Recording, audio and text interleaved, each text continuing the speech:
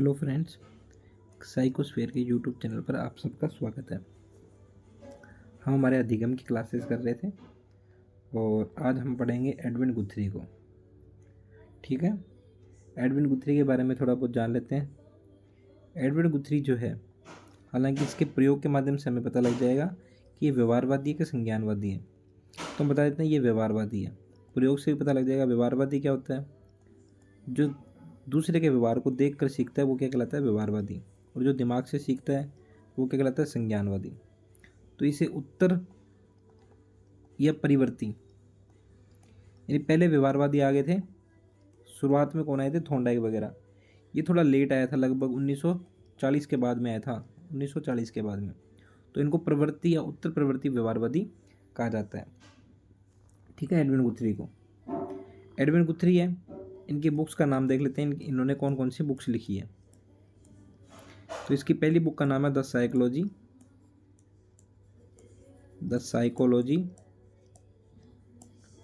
Of learning. और एक book और है इनकी, साइकोलॉजी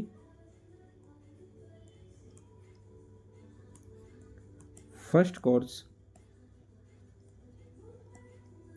इन ह्यूमन बिहेवियर।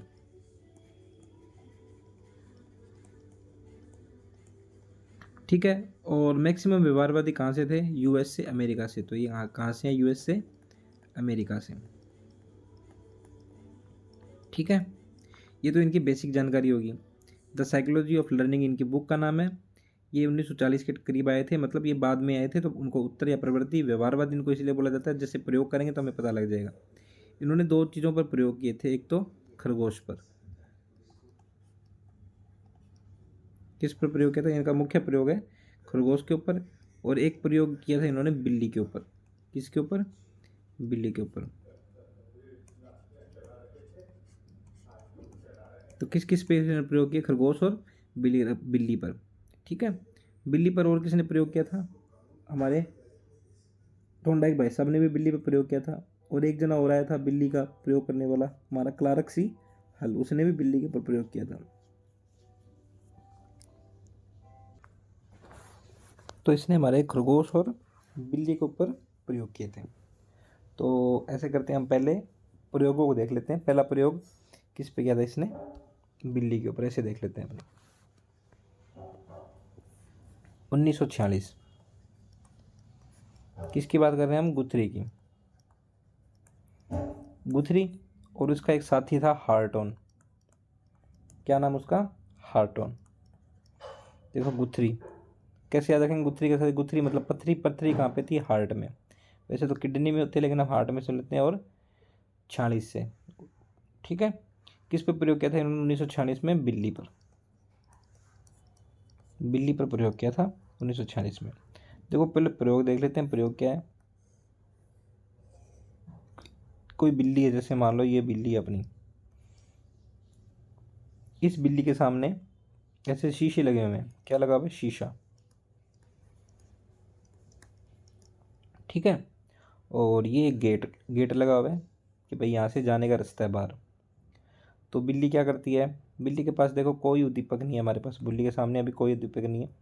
बिल्ली क्या करती है, इधर से उधर उधर उछल रही है। और क्या करेगी बिल्ली, यहाँ से उछली उधर उछली। तो क्या हुआ, देखो ये शीशे की खास बात क्या है कि जैसे शीशे पर कुछ चीज़ टच होती है, कुछ भी टच होता है शीशे पे, तो ये दरवाज़ा है ना, ये खुल जाता है। तो बिल्ली करती करती कभी बिल्ली का पंजा लग गया, मान लो पहले पंजा लग गया। ठीक है, तो बिल्ली का पंजा लगते ही गेट खुल गया। गेट खुल गया।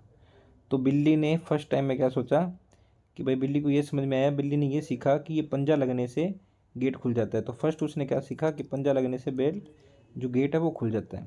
सेकंड क्या हुआ, वापस गेट बंद करके उसको वापस डाला गया। तब उसकी कमर लग गई। कमर लग गई तो फिर गेट खुल गया।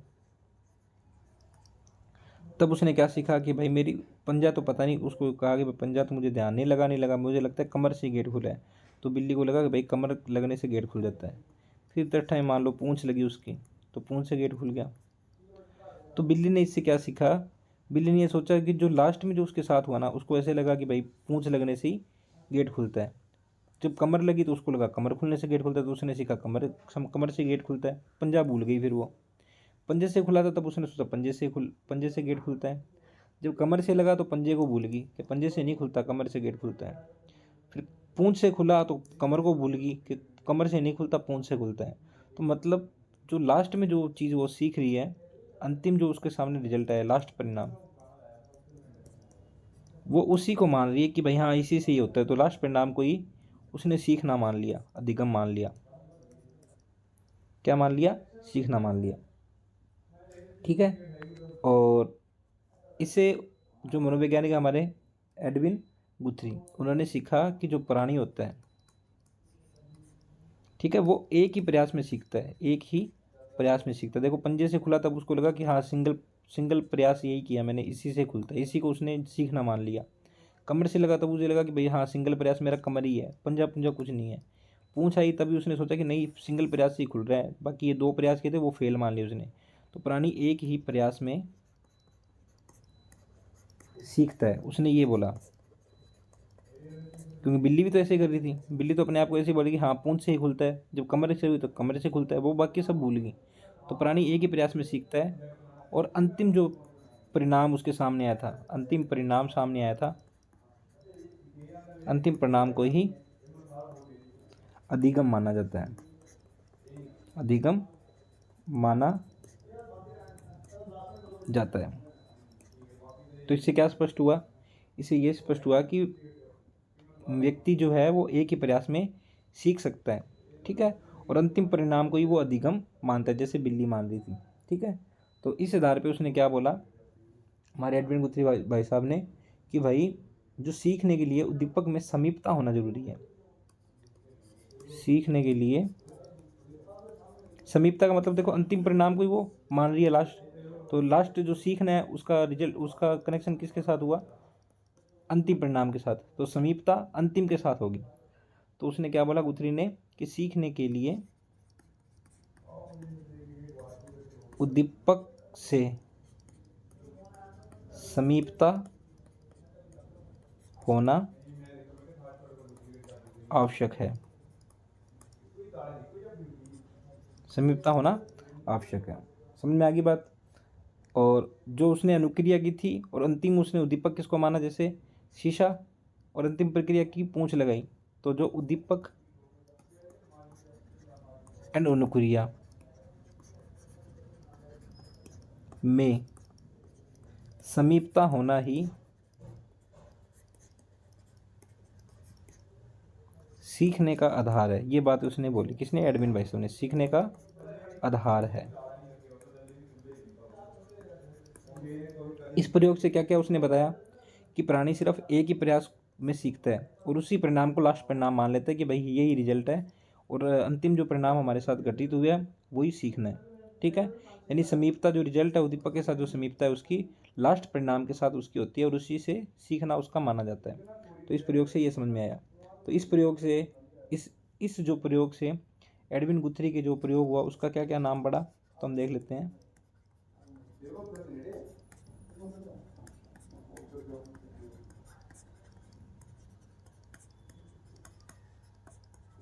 सिंगल प्रयास, तो एक प्रासीय सिद्धांत।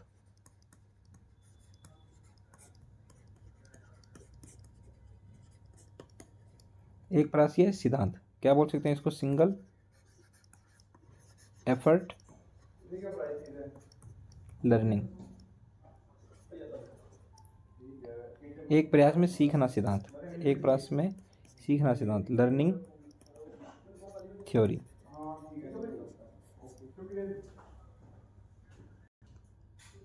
और अंतिम परिणाम से उसकी समीपता हुई थी, तो उसने क्या बोला इस सिद्धांत को? अंतिम परिणाम से समीपता हुई तो असामीपता का सिद्धांत, जिसे क्या बोला जाता है? Contiguity theory. ये इसके नाम पड़ गए।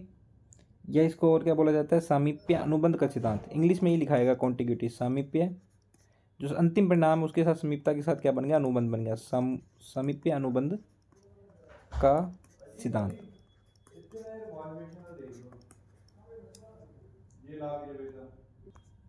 देखो नेक्स्ट उसने प्रयोग किया खरगोश पर।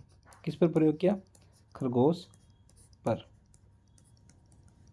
ठीक है, तो इसके अंदर एक पीटर नाम का बच्चा है, उसके ऊपर प्रयोग किया। पीटर नाम का बच्चा, सीधा सीधा प्रश्न पूछा जा सकता है, पीटर नाम का बच्चा। एक खरगोश का प्रयोग हो रहा है, वो भी इंपॉर्टेंट है, अल्बर्ट रैंडन का प्रयोग है वो, या तो हमने पढ़ लिया या हम पढ़ेंगे। पीटर नाम का बच्चा था 3 वर्ष का, 3 वर्ष का। देखो इस प्रयोग में क्या होता है, एक औरत थी जिसका नाम क्या था? जोन्स। जोन्स नाम की एक औरत थी। ठीक है, पीटर नाम का ये बच्चा है और टाइम है 5 बजे। मान लो एग्जाम्पल के लिए बता रहा हूँ, 5 बजे का कोई टाइम है। 5 बजे फिक्स क्या होती है? जोन्स आती है। कौन आती है? जोन्स। और जोन्स को देख के ये पीटर है, ये हंसने लग जाता है। क्या करने लग जाता है? हंसने लग जाता है। ये रूटीन चल रहा है।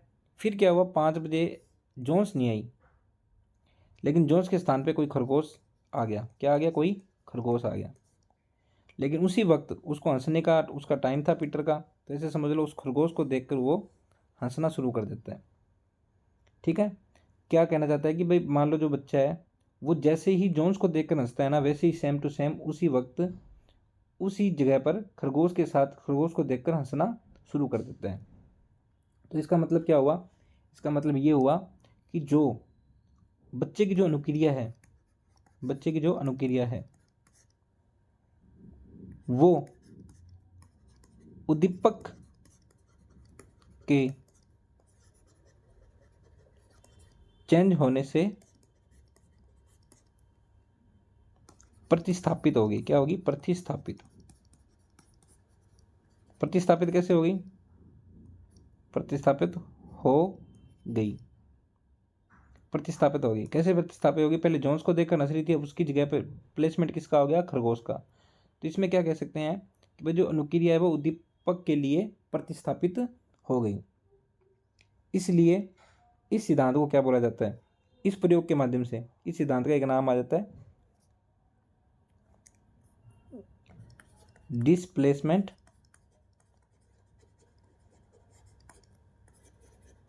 कॉन्टिग्यूटी। ये 2 प्रयोग हुए थे, बस हमें तो जस्ट याद रखना है। डिस्प्लेसमेंट मतलब प्रतिस्थापन हो गया, तो इसलिए क्या बोला जाता है इसको? सिद्धांत को स्थानापन्न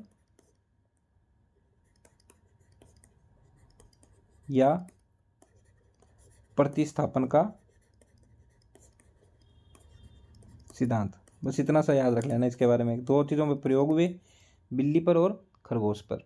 ठीक है, और बिल्ली पर जो प्रयोग हुआ उससे तो समीपता का सिद्धांत बना, और जो खरगोश पे प्रयोग हुआ उससे डिस्प्लेसमेंट का सिद्धांत बना, अनुक्रिया का प्रतिस्थापन का सिद्धांत बना। ठीक है, तो अगर मान लो ऐसे लिखा आ जाए कहीं पर, तो हम समझ जाएंगे कि ये किस सिद्धांत की बात कर रहे हैं? हमारे एडविन गुथ्री के सिद्धांत की बात कर रहे हैं। अब बताओ इस प्रयोग में अभ्यास का कहीं पे नाम आया? नहीं आया। क्यों नहीं आया अभ्यास का नाम? क्योंकि उसने बोला कि जो अंतिम परिणाम है, अंतिम परिणाम है। अब अंतिम परिणाम एकल प्रयास से, एक प्रयास का नाम ले रहे हैं कि सिंगल प्रयास में सीख रहे हैं, तो बार बार अभ्यास का तो यूज है नहीं। ठीक है, तो मतलब इसने अभ्यास पर बिल्कुल भी बल नहीं दिया। पुनर्बलन कहीं आया? नहीं आया। तो ये एकमात्र ऐसा मनोवैज्ञानिक है जिसने अभ्यास और पुनर्बलन को महत्वपूर्ण नहीं माना। नोट डाल के लिख लो, गुथरी ने अधिगम में अभ्यास एंड पुनर्बलन को नहीं माना। ठीक है, तो ये हमारा गुथरी का सिद्धांत है। इसके अलावा एडविन गुथरी ने एक अच्छी चीज़ें बताई थी, बुरी आदतों को छुड़ाने की विधि। तो स्टार मार्क के लिख देता हूँ मैं, नकारात्मक आदतों को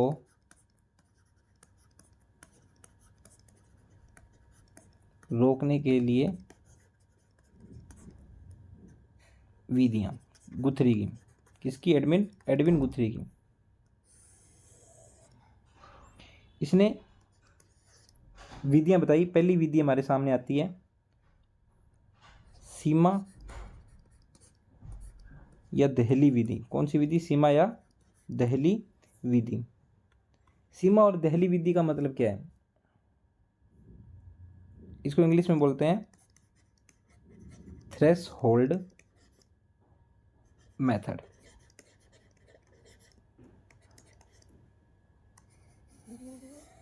ठीक है, पहले तो देखते हैं इस विधि का मतलब क्या है। सीमा मतलब लिमिट। अगर मान लो किसी के पास बुरी आदत है, बुरी आदतों की दी किसने, विधि बुरी आदतों को छुड़ाने की विधि किसने दी है, गुथरी ने। पहली चीज़ तो ये याद रखना। ठीक है, पहली विधि है लिमिट की विधि। लिमिट की, मान लो किसी को, बच्चे को आदत बुरी लगी हुई है, तो उस बुरी आदत को सुधारने के लिए क्या करेंगे, हम क्या करेंगे, उस बुरी आदत को छोड़ेंगे नहीं, उसको उसके ऊपर प्रेशर नहीं करेंगे तो बुरी आदत छोड़।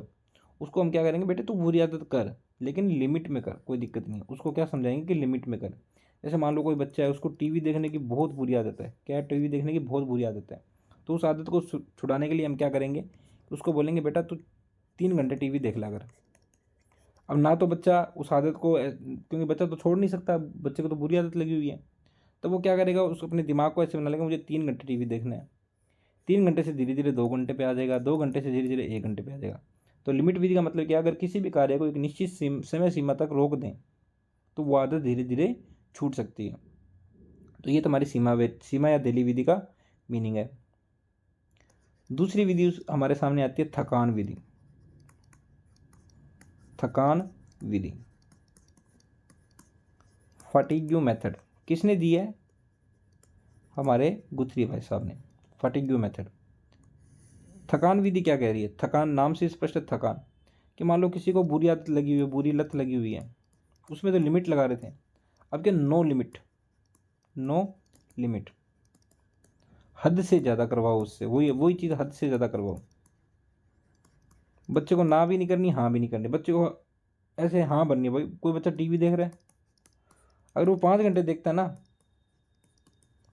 तो उसको बोलो बेटा 5 घंटे नहीं तो पूरे 10 घंटे टीवी देख, पूरे दिन उसको टीवी दिखाओ।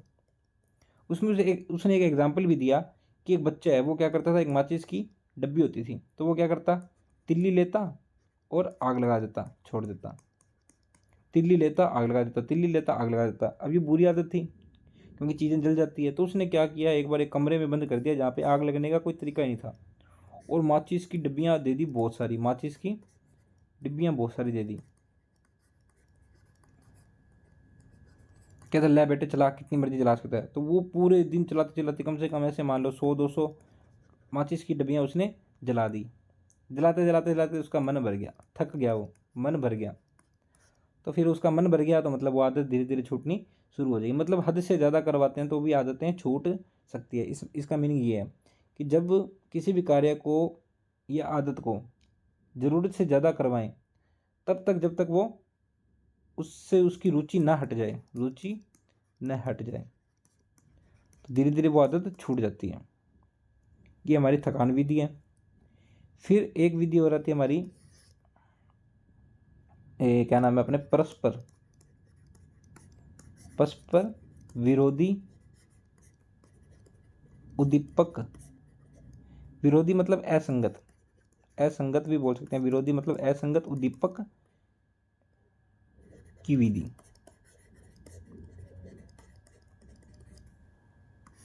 इस विधि में देखो क्या होता है कि मान लो जब कोई बालक है, ठीक है, और जैसे मान लो कोई है बालक, उसको ना जैसे कोई चीज़ की आदत पड़ गई, मान लो उसको ऐसे पड़ गया, मान लो उसको सिंगिंग की आदत पड़ गई, पूरे दिन गाना गाते रहता है, पूरे दिन उसको आदत पड़ी हो, सिंगिंग की आदत पड़ी हुई है, ठीक है। अब अपने को वो सिंगिंग की आदत उसकी पसंद नहीं है, तो हम क्या करेंगे, धीरे धीरे उसकी आदतों को, उसको डांस सिखाना शुरू कर देंगे। देखो उद्दीपक चेंज कर दिया, विरोधी उद्दीपक उद्दीपक ला दिया, असंगत उद्दीपक ला दिया, तो डांस की ओर उसको बढ़ा देंगे। तो धीरे धीरे उसकी सिंगिंग से रुचि डांस में आने लगेगी, तो जो रुचियाँ हैं वो बंट जाएगी, क्या हो जाएगी, बंट जाएगी। तो हम क्या कह सकते हैं कि भाई उसको अन्य उद्दीपकों से परिचित करा देना चाहिए, ताकि क्या है, जो उसकी अनुक्रियाएं वो क्या हो जाए, प्रतिस्थापित हो जाए। ये हमें अभी अभी पढ़ा था प्रतिस्थापन का सिद्धांत, प्रतिस्थापन हो जाए, प्रतिस्थापन कर दे सिंगिंग से डांस की तरफ। तो ये आदत बुरी आदतों को छुड़ाने के लिए। इसके अलावा एक किसी ने श्रृंखला विधि बताई थी, इसमें एक लड़की होती थी, ठीक है, वो क्या करती, स्कूल से आती और वो उसका अपना कोट होता था, स्कूल का जो कोट वगैरह होता था, जूते वगैरह होते थे, तो उसको वो जहाँ जी करता वहाँ डाल देती थी। कोट वाली लड़की, कोट वाली लड़की, ये इसका एग्जाम्पल है। श्रृंखला विधि, चैन विधि मेथड बोल सकते हैं इसमें, चैन मेथड। तो वो क्या करती थी, अपने जूते वगैरह सब इधर उधर घेर देती थी। तो उसकी माँ ने क्या किया, उसी के सामने उसके जूते को अच्छी तरह से करके डाल दिए, उसके ड्रेस है उसको तय करके समेट के रख दिया। जहाँ पे रखना चाहिए वहाँ उसकी मम्मी क्या करती, रखती। डेली रूटीन के अंदर ये आदत होगी तो उस लड़की को समझ में आ गया कि जो मैं आदत कर रही हूँ वो गलत है। जैसे मान ले वो जूते रखने बाहर होते और घर के अंदर इधर फेंक देती उधर फेंक देती, तो उसकी माँ उसको उठा के सही जगह पर रख देती। तो धीरे धीरे मतलब चैन बन गई डेली रूटीन के अंदर। तो उसको धीरे धीरे आदत लगी कि हाँ आज मैं जूते सही जगह पे रखूँगी, आज मैं क्या करूँगी, मैं अपने कपड़े है वो सही जगह पे टांगूंगी। तो ऐसे उसको चैन मेथड बन गई, उसकी श्रृंखला बन गई एक। इस हिसाब से उसने अपनी आदतों को सुधार लिया। तो ये मेथड बताए थे किसने, हमारे गुथरी भाई साहब ने। तो ये हमारा सिद्धांत था, कौन सा, एडविन गुथरी का सिद्धांत। जिसमें शुरू शुरू में क्या हुआ था, हमारे पास एडविन गुथरी के बारे में हमने पढ़ा, इसकी बुक्स के बारे में पढ़ा, किस किस पे प्रयोग किया, खरगोश और बिल्ली पर। खरगोश का जो प्रयोग था और बिल्ली का जो प्रयोग था, बिल्ली का प्रयोग हमें बताता है कि एक सिंगल प्रयास के अंदर इंसान सीख सकता है, और जो लास्ट जो प्रयास होता है उसी को वो क्या मानता है कि भाई हाँ यही मेरे लिए अच्छा था, यही मेरे सीखने का आधार था। इसलिए इसको सामीप्यता का सिद्धांत कहा जाता है कि जो लास्ट अनुक्रिया है उसके साथ, उसी के साथ उसकी सामीप्यता बनी है, कॉन्टिग्यूटी बनी है।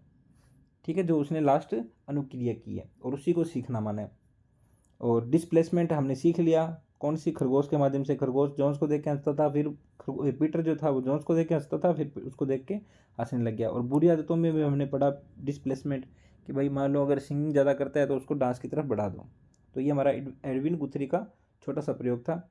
और ये क्या कहलाता है, उत्तरीय प्रवृत्ति व्यवहारवादी बोलते हैं इसको। और इसने किस पे बल नहीं दिया, पुनर्बलन और अभ्यास को इसने इंपॉर्टेंट नहीं माना, क्योंकि ना तो अभ्यास की जरूरत दिखा रहा है और ना पुनर्बलन की जरूरत को दिखा रहा है। नेक्स्ट हमारे पास ये जितने भी प्रयोग पढ़े हमने व्यवहारवादी, इनमें से कौन कौन से थे पहले ये देख लेते हैं। व्यवहारवादी, अभी जितने प्रयोग पढ़े हैं, और संज्ञानवादी। ठीक है, संज्ञानवादी।